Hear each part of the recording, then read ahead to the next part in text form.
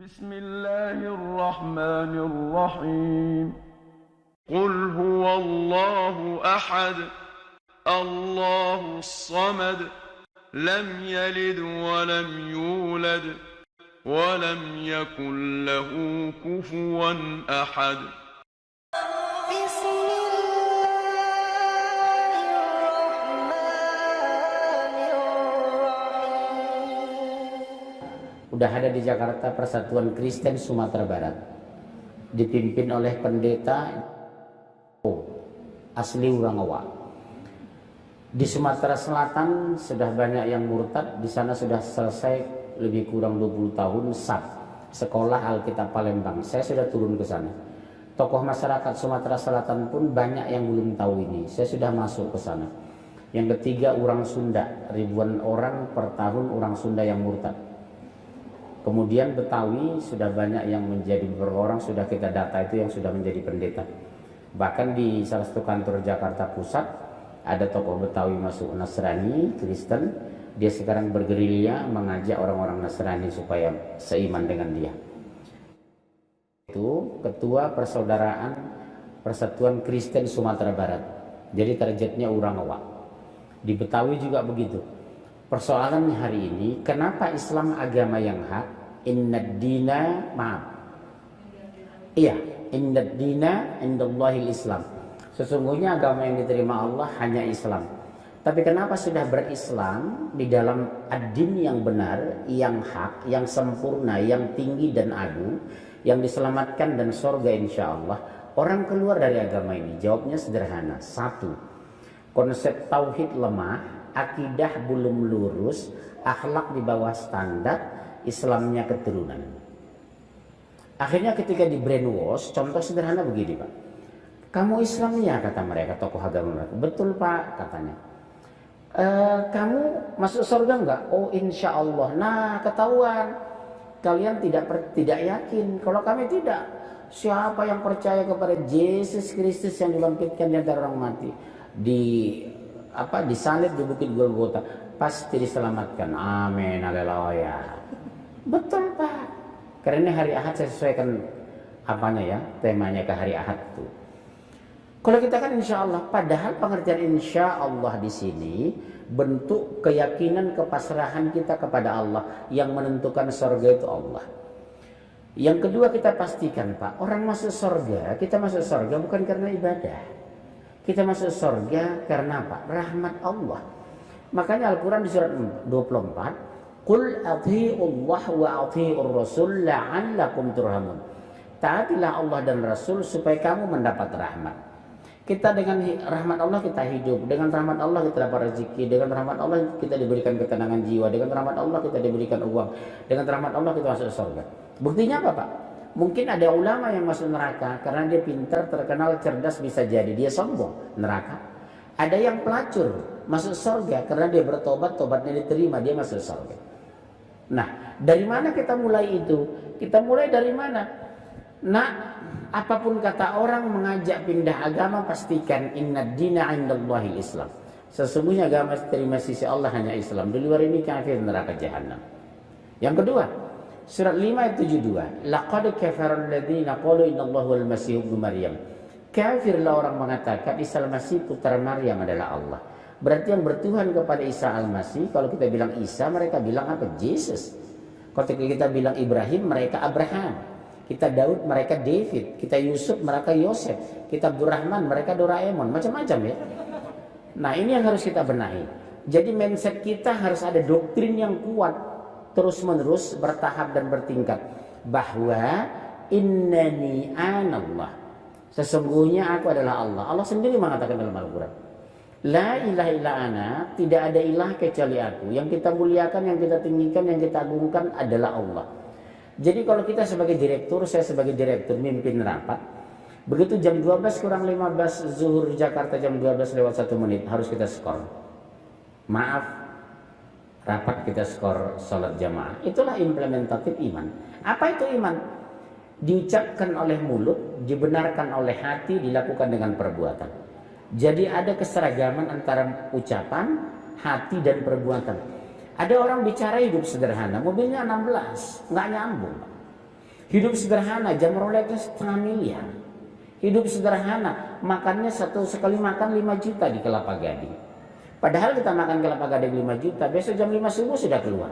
Makan singkong 5.000, jam 5 subuh sudah keluar. Keluarnya sama kok. Betul ya? Kita punya jam Rolex 200 juta, jam 50.000. Orang nanya apa Pak di bandara? Maaf ya Pak, jam berapa? Bukan berapa jam Bapak. Betul kan? Nah ini harus kita evaluasi. Dan itu kita alihkan untuk mereka. Faktor akidah yang lemah, tauhid belum lurus, ekonomi fluktuatif, pendapatan di bawah standar, lingkungan tidak baik, pergaulan rusak. Coba Bapak lihat anak-anak sekarang. Bukan anak-anak. Seperti kemarin ceramah kami yang bertiga itu. Maaf jangan tersinggung ibu-ibu ya. Ceramah masih baca-baca WA saya lihat kemarin. Saya yakin bukan buka Quran. Ibu-ibu kemarin yang di pulau itu. Padahal ketika kita menghadiri pernikahan boleh nggak buka HP? Malah dimatikan. Bawa bapak main golf, main tenis, baca HP nggak? Enggak. Kita berenang nggak bawa HP. Kemarin ke laut ibu bawa HP nggak? Main banana boat itu enggak kan? Ketika ceramah kok masih buka HP? Bagaimana Allah kita membela kita? Berapa kali sehari buka WA? Berapa kali sehari buka Quran? Jujurlah kita hari ini. Kapan Bapak terakhir baca Quran? Kapan terakhir Bapak menghafal Quran? Usia 60 tahun belum tentu hafalan Quran bertambah. Tapi ekonomi kita lebih bagus, istri bertambah, anak bertambah. Kenapa kebaikan tidak bertambah? Dunia kita kejar padahal ditinggalkan. Harta kita kumpulkan padahal dipisahkan. Rumah kita banggakan padahal kita dikeluarkan. Kendaraan terakhir kita ambulan kok. Betul ya? Usaha terakhir kita kain kapan kok? Tempat pertama setelah kematian liang lahat kok. Sepi, sempit, gelap, kelap, tidak ada teman, sendiri. Secinta-cinta anak bapak kepada bapak, maaf, kalau meninggal pasti dikubur. Nggak mungkin, biarkanlah bapak saya dimumi, nggak boleh. Atau, Pak mohon maaf ya Ustaz, ayah saya ini orang terkenal, nggak layak dong, masa pakaiannya dari kain kapan. Terus pakai jas wool kemarin dari Melbourne sebelum meninggal, papa beli jas wool di sana berapa? 340 juta, nggak boleh. Kaos kaki bocor aja nggak boleh. Iya betul. Kalau kita mengacu berpikir standar berpikir seperti itu, tidak akan pernah kita hura-hura. Kita akan selektif memakai uang kita. Logikanya apa? Sehebat-hebat aku ya Allah, aku akan dipisahkan dengan sana. Semewah-mewah rumahku ya Allah, tempat terakhirku kuburan kok. Semahal-mahal bajuku ya Allah, aku dibungkus dengan kain kapan kok. Sehebat-hebat mobil mewahku ya Allah, kendaraan terakhirku ambulan kok. Mohon maaf ya Pak, istri saya ini terkenal, bisa nggak naik Alphard ke kuburan? Nggak boleh Bu, harus naik ambulan. Kita ditertawai orang, jenazah pakai apa? Ambulan. Pernah nggak ibu bawa orang kaya dibawa naik Mercy? Nggak pernah kan. Makanya mobil saya nggak Mercy. Saya pikir untuk apa beli itu? Yang kedua, uangnya dari mana? Dapat masalah lagi saya. Betul kan? Subhanallah. Kalau kita berpikir seringan itu, sesederhana itu, tidak mungkin kita sombong sekaya apapun, tidak akan minder semiskin apapun. Kaya dipisahkan, miskin ditutup dengan kematian. Untuk apa saya mengajar itu? Yang harus kita evaluasi hari ini. Titik-titik kematianku ya Allah semakin dekat. Usiaku betul bertambah, umurku berkurang.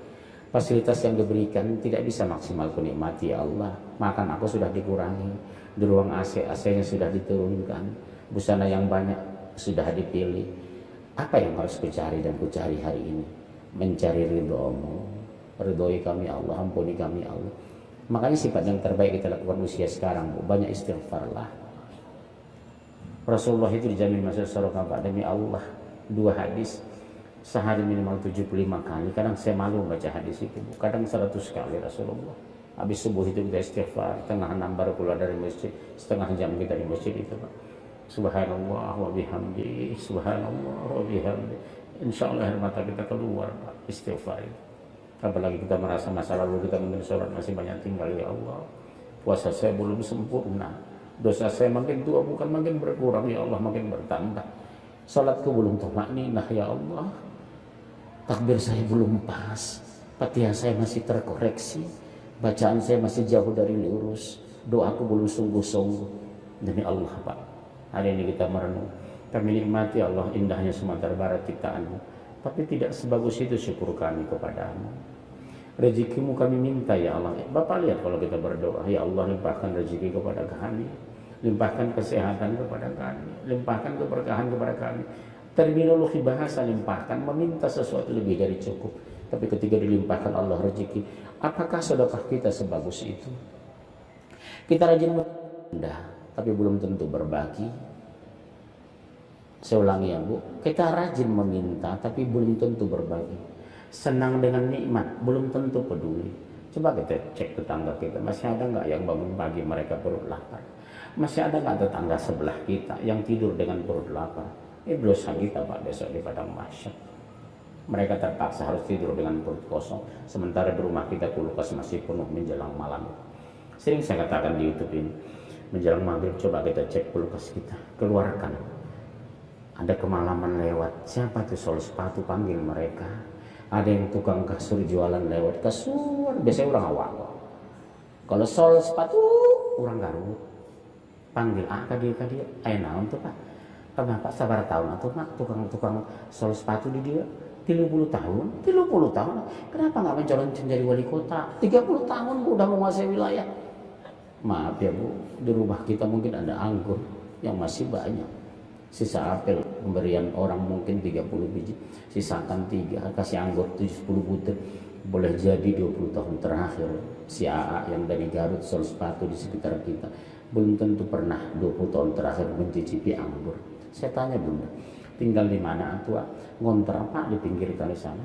Sabarnya sebulan 700. Berapa orang di sana? 7 orang. Kamar 3x3 Pak, 7 orang berdempet-dempetan. Bandingkan dengan kamar kita ya Allah. Tidur ya Allah kita pakai AC Pak. Karena dinginnya kita, lupa kita orang di luar kepanasan. Karena enaknya kita di rumah, kita lupa tetangga yang kesulitan.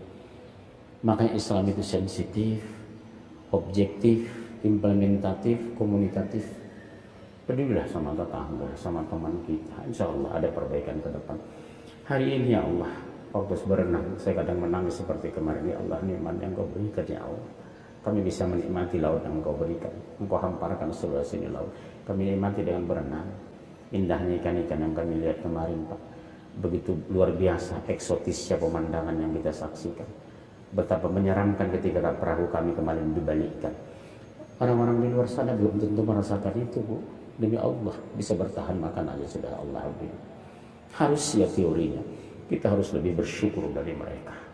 Kalau grafiknya Pak, semakin tinggi nikmat, semakin tinggi syukur. Kalau mereka sholat 5 kali sehari semalam, kita harus imbangi dengan sholat rawatib. Kalau mereka baca Quran 1 halaman semalam, kita minimal 1 juz sehari semalam. Kalau mereka tidak pernah sedekah karena kemiskinan, tiap hari mereka objek sedekah kita. Sedekah tidak membuat kita miskin, sedekah membuat kita berkah. Pesan saya yang ketiga, waktu habis ya 20 menit sudah. Pesan saya yang ketiga, jangan pernah merasa kita beribadah cukup, tapi tetaplah merasa kurang. Tapi nikmat merasalah cukup, jangan pernah merasa kurang. Saya ulangi ya Bu, ini kesimpulan untuk direnungkan. Dalam ibadah dan ketaatan, jangan pernah kita merasa cukup, tapi selalulah merasa kurang. Tapi dalam nikmat, selalulah merasa cukup agar kita tidak selalu kekurangan. Kesimpulan kedua, jangan bandingkan apa yang diberikan Allah kepada orang lain, tapi syukurilah apa yang diberikan Allah kepada kita hari ini. Belum tentu apa yang diberikan Allah kepada orang lain cocok apa yang diberikan Allah kepada kita. Jujur saja Bu, saya masih bersyukur tinggal di komplek BTN Bekasi. Tahu apa yang saya ambil hikmah? Rumah kami berdempet-dempetan. Tipe rumah saya itu 36 Bu, tipe 36. Ibu tahu nggak, rumah kami berdempetan. Dekat rumah saya Allah takdirkan ada rumah yatim. Begitu dibuka rumah yatim, saya bersyukur ya Allah, seandainya rezeki aku lebih mudah memberikan rezeki kepada mereka. Bayangkan kalau saya di Pondok Indah, lebih kolak, lebih bubur, kemana saya berbagi? Ada makanan sisa, kemana saya kasih? Sekitar rumah kita ada pensiun, ada nggak mampu. Jauh lebih nikmat berbagi daripada dibagi. Betul ya Mas? Jauh lebih nikmat kita berbagi daripada dibagi Pak. Sekali kita memberikan, Bapak tahu setiap pagi Allah mengirim satu malaikat. Barang siapa hari ini kita bersedekah, dia berdoa, ya Allah mudahkan dan berkahi orang ini. Tapi barang siapa hari ini kita pelit, tidak mau berbagi, ya Allah kurangi rezeki mereka. Subhanallah, setiap hari. Yang ketiga, sering saya angkat di YouTube, perhatikan orang, cintailah orang yang dekat kepada Allah. Siapa itu? Pengurus masjid, marbot masjid. Gaji 1,5 juta yang dibersihkan masjid sebesar ini. Bikin setiap hari, setiap bulan itu apa? Parcel untuk mereka. Dalamnya ada rinso, ada beras. Paling 150.000. Begitu kita antar dia rinso. Misalnya si bapak, oh saya udah pensiun Pak Munjir, beras kasih 2 liter, 20.000. Si bapak rinso sekilo 17.000. Bapak odol 3 dengan sikat gigi 15.000. Beliau kasih Lifebuoy 4 sekian. 1 bulan gajinya bisa disimpan. Kebutuhan beras, gula, teh, kopi, dimoli sudah dicukupi oleh kita sekitar bersih. Nama kita disebut ketika malam dia sholat tahajud, disebut dan diucapkan orang-orang soleh. Betapa bahagianya kita. Berkahi Allah, sahabatku, tetanggaku, bapak anu, bapak ini, ibu anu, ibu ini. Setiap bulan ya Allah dia menyumbang parcel kepadaku 150.000. Dengan itu aku bisa sholat kepadamu ya Allah. Dia minta miliaran malaikat pajak 1 malam itu. Dan kita berkah. Selalu saya angkat ini, sedekahlah sahabatku, bersedekahlah. Sedekah itu membawa keberkahan. Sedekah itu menahan azab dan musibah. Sedekah itu membuat kita bahagia dan gembira. Sedekah itu melapangkan di dalam kubur. Sedekah itu terpelihara kita besok di padang mahsyar. Yang kedua, banyaklah istighfar. Iman kita sama kok, bahkan bapak mungkin lebih bagus dari saya. Ibadah kita lebih sama kok. Mungkin bapak lebih bagus kok ibadahnya dari saya. Saya duduk di sini bukan berarti saya lebih baik dari bapak. Demi Allah belum tentu. Kembalilah kepada Allah sahabat. Dalam Al-Quran itu, hai hamba-hambaku kembalilah kepada aku. Apa artinya? Berarti kita sedang jauh, sedang pergi, sedang berbuat dosa. Kembalilah kepada aku kata Allah. Karena cintanya Allah kepada kita. Tubu ilallahi taubatan nasuha. Bertobatlah kamu kata Allah. Jangan sampai malaikat maut sudah diutus. Ketika ruh kita sudah ditenggorokan demi Allah, Pak, tidak ada kesempatan bertobat. Tidak ada manfaat anak istri kita, keluarga kita. Yang ada hanya satu, amanu wa amilus salih. Di luar itu tenggelam dalam kekufuran dan kegelapan kubur. Walau alam bisawab. Semoga jemaah saya hari ini ya Pak, bahwa Bapak rombongan saya, kita bisa satu barisan di padang mahsyar. Jika Bapak tidak temukan saya besok padang mahsyar, saya akan kepada Allah. Dulu pernah guruku Pak Munzir, di mana dia ya Allah. Tapi saya juga insya Allah, seandainya besok di padang mahsyar saya tidak temukan jamaah al-hujjah, rombongan kita yang begitu akrab, keluarga kita luar biasa. Insya Allah akan saya tanyakan, ya Allah, di mana ibu ini? Dulu 10 tahun mengaji dengan aku ya Allah. Aku jadi saksi dia ibu soleha. Saling bertanyalah kita besok di padang mahsyar agar kita satu barisan menuju surga Allah. Terima kasih sahabatku, terima kasih Bunda ya. Semoga perjalanan kita ini penuh makna dan syarat manfaat. Falam yasiru fil ardi fanzuru kaifa kana aqibatul ladzina min qablihim kata Allah. Apakah kamu tidak berjalan di muka bumi ini? Bagaimana kehancuran orang sebelum kamu? Karena menantang oleh Allah, menantang kepada Allah dan Rasulnya. Lihat Firaun, kurang hebat kekuasaannya, Allah hancurkan. Lihat Qarun, kurang banyak hartanya, Allah tenggelamkan. Lihat Yahudi, kurang cerdas mereka, tapi Allah laknat. Akibat apa? Menantang kebenaran yang dibawa oleh Rasul. Semoga Allah melihara kita dari akidah yang menyimpang, dari tauhid yang tidak benar menjadi benar.